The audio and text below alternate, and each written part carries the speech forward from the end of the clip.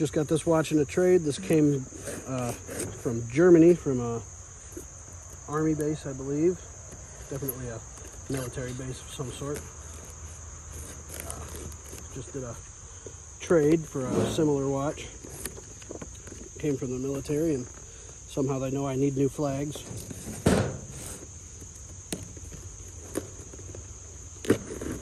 This knife sucks bad.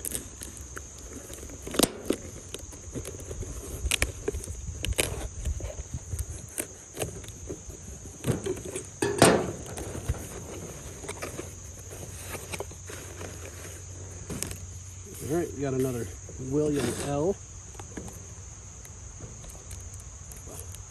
Warranty card there.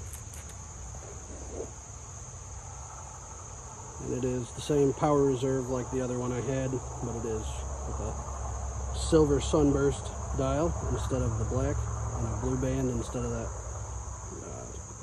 what do you want to say, perforated leather black band.